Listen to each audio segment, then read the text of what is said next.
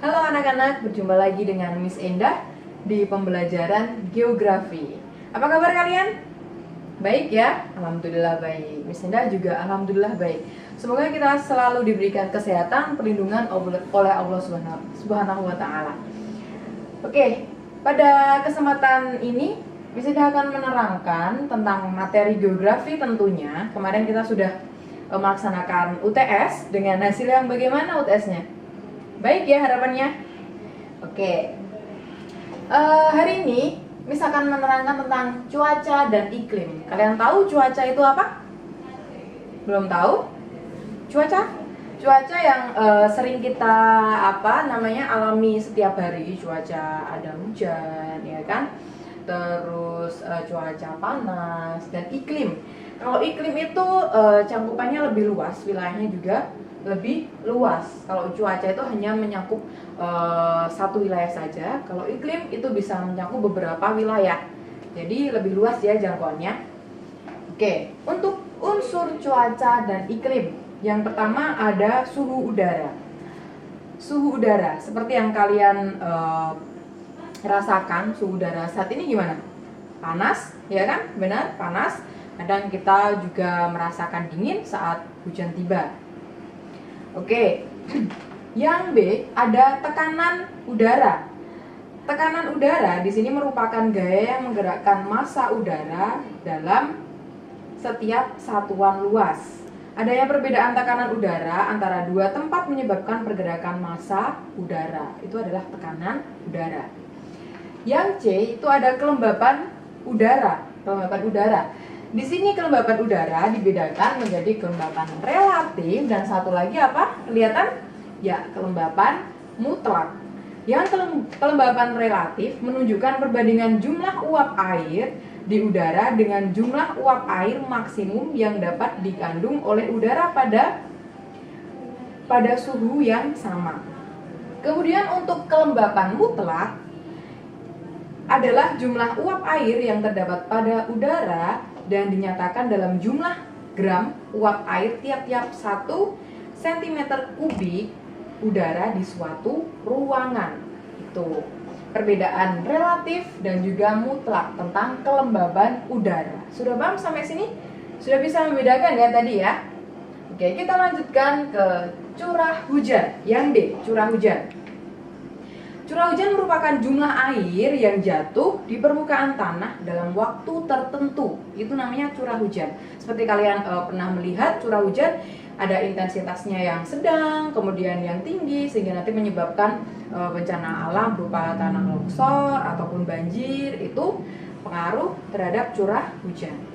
Oke, curah hujan, berhubungan dengan curah hujan, itu hujan dibagi menjadi 3. Ada 3 ya. Yang pertama adalah hujan orografis. Apa itu Miss hujan orografis? Hujan orografis terjadi karena udara yang mengandung uap air terhalang pegunungan sehingga udara terdorong naik oleh angin ke lereng pegunungan. Gitu. Jadi gunung terus nanti di sini ada uap air, dia di atas gunungnya, kemudian nanti terjadi hujan di atas gunung itu. Itu namanya hujan orografis. Yang nomor 2 ada hujan frontal. Hujan frontal terjadi di daerah pertemuan massa udara dingin dan massa udara panas. Dua massa udara tersebut terkondensasi, terbentuk awan dan jatuh sebagai hujan frontal. Yang ketiga ada hujan zenital. Hujan zenital terbentuk karena naiknya udara yang mengandung uap air. Jadi naik udara yang mengandung uap air nanti akan turun sebagai hujan zenital. Selanjutnya yang E, itu ada angin. Yang pertama ada angin tetap dan ada angin periodik.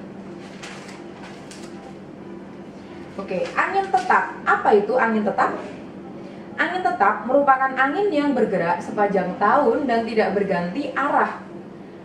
Contohnya ada angin barat. Angin barat, pusat daerah tekanan rendah di bumi berada di daerah sekitar lintang 60 derajat belahan bumi utara dan selatan. Kemudian yang B ada angin timur. Kerapatan udara dan tekanan udara di daerah kutub utara dan kutub selatan terjadi secara maksimal.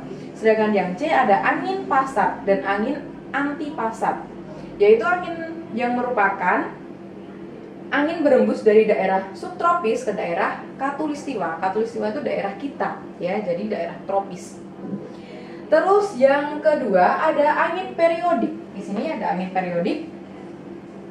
Angin periodik merupakan angin yang memiliki arah gerak tidak tetap sepanjang tahun. Jadi pergerakan di angin periodik ini dia tidak tetap. Contohnya yang A, ada angin muson atau angin musim. Tentu ini sebagai istilah yang udah umum ya didengar, yaitu nanti berhubungan adanya musim kemarau dan juga musim penghujan di wilayah Indonesia tentunya. Untuk jenis dari angin muson itu terbagi menjadi dua. Yang pertama ada angin muson timur dan angin muson barat. Angin muson timur.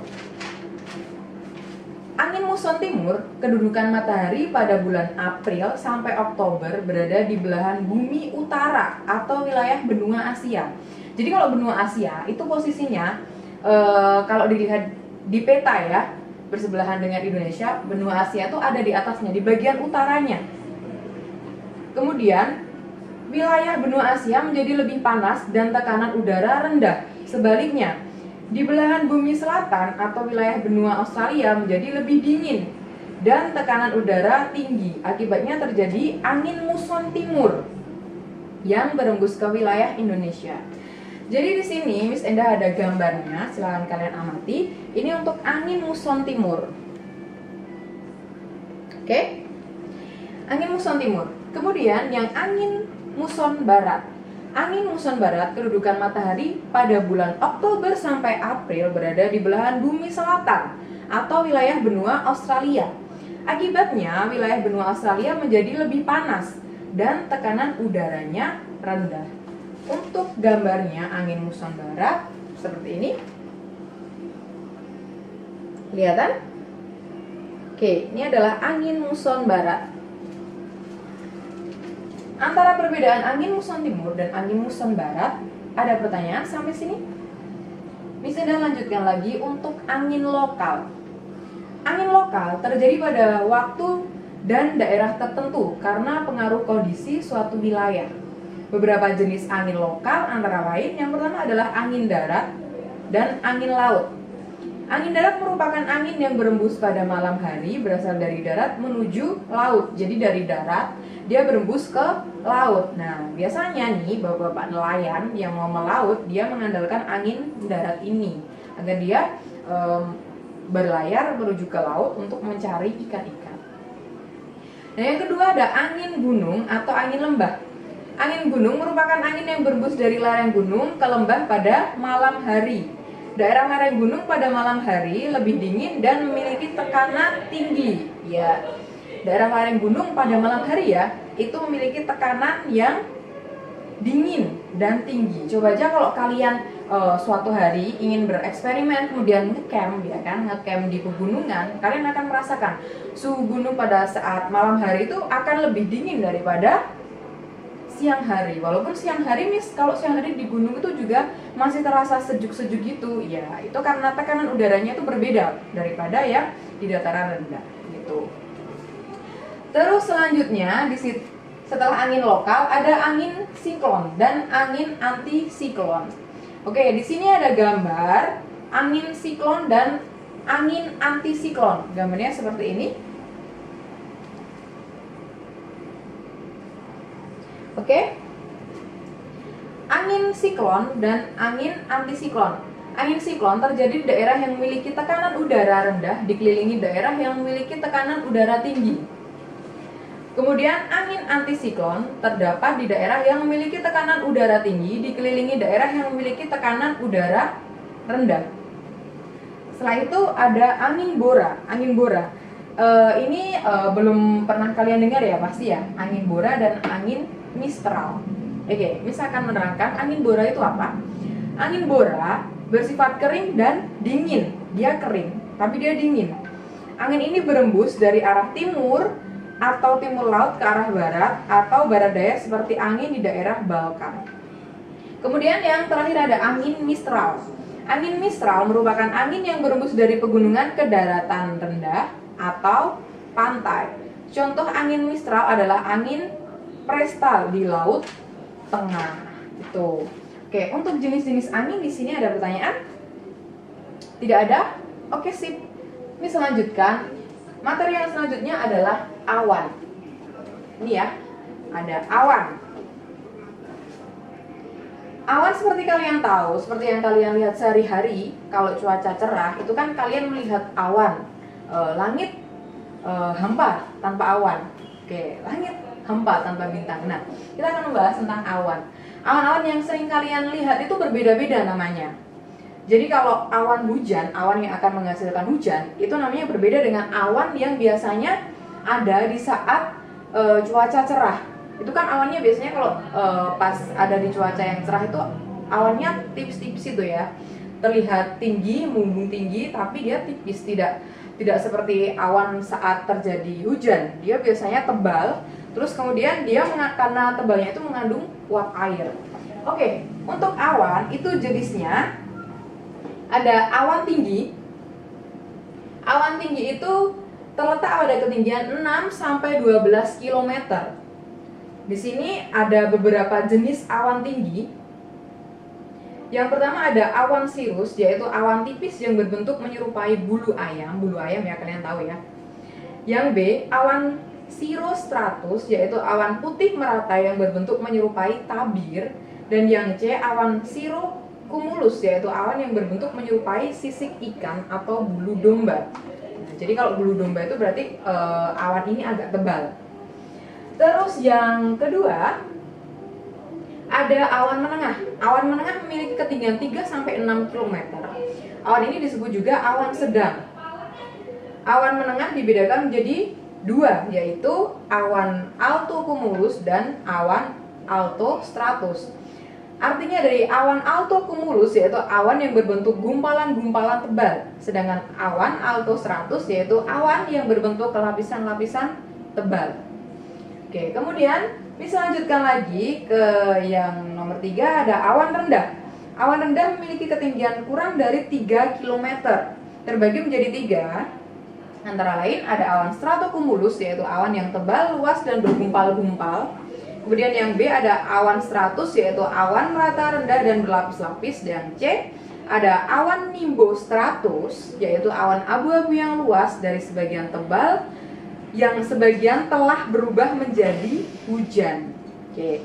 Kemudian yang nomor 4 ada awan pada ketinggian 500 sampai 1500 meter. Awan ini terjadi karena pergerakan udara vertikal yang kuat. Contohnya awan cumulus dan awan cumulonimbus.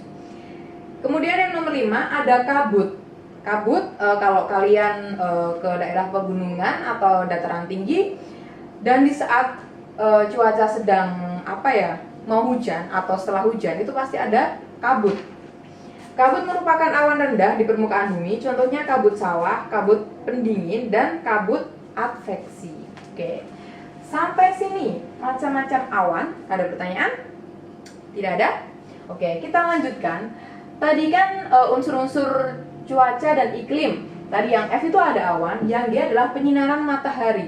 Penyinaran matahari yang seperti kita rasakan mungkin setiap pagi kalian berjemur. Nah, itu adalah penyinaran matahari. Yang selanjutnya kita masuk ke klasifikasi iklim. Klasifikasi iklim yang pertama adalah iklim matahari.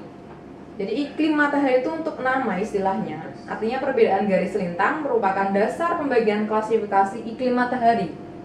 Pembagian klasifikasi iklim matahari yaitu daerah tropis terletak pada 0 sampai 23,5 derajat lintang utara atau lintang selatan. Daerah iklim subtropis terletak pada 23,5 sampai 40 derajat lintang utara per lintang selatan.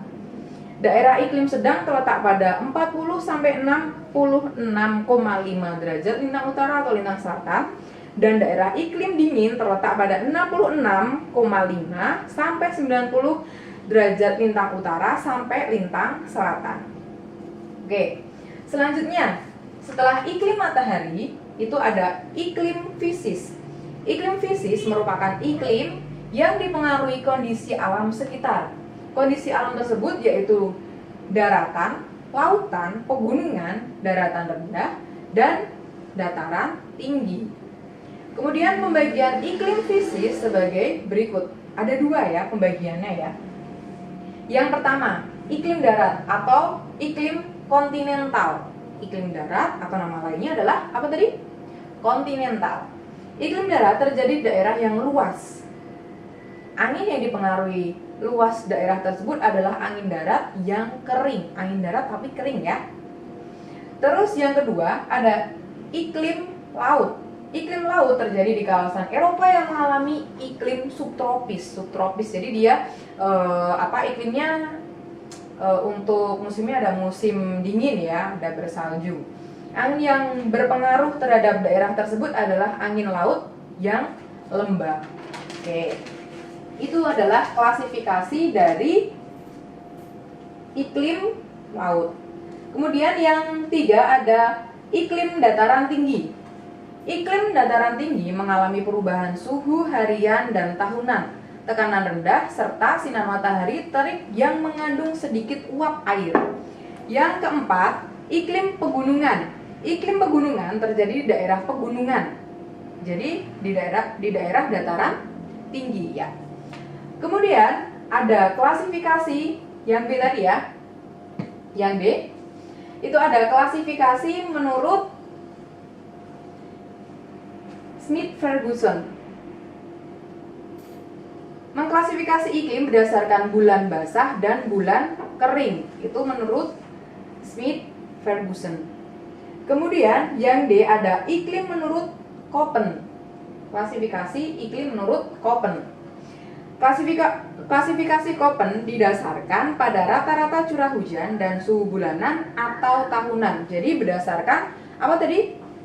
Oke, suhu bulanan atau tahunan. Kemudian di klasifikasi iklim menurut Köppen ini dibagi menjadi beberapa tipe iklim. Yang pertama adalah iklim tipe A atau hujan tropis. Itu dibedakan menjadi yang A tropis basah, yang B tropis sedang, dan yang C tropis basah kering. Kemudian yang kedua iklim tipe B atau kering. Yang ketiga ada iklim tipe C atau sedang, dan yang keempat ada iklim tipe D atau nama lainnya iklim salju dingin. Dan yang terakhir nomor 5 ada iklim tipe E atau iklim kutub. Oke, sampai sini perbedaan iklim menurut Köppen. Ada pertanyaan? Tidak ada pertanyaan ya. Jadi tadi perbedaan iklim menurut Köppen dibagi menjadi tipe 5. Apa aja tadi? Tipe A, terus tipe B, tipe C, dan tipe D. Yang terakhir adalah tipe E. Tipe E atau iklim kutub. Oke. Sekian untuk pembelajaran geografi pada hari ini. Ada kurang lebihnya dalam Miss Endah menerangkan materi. Miss Endah mohon maaf. Jangan lupa tetap jaga kesehatan, jaga kebersihan. Semoga kita selalu sehat semua. Sampai jumpa.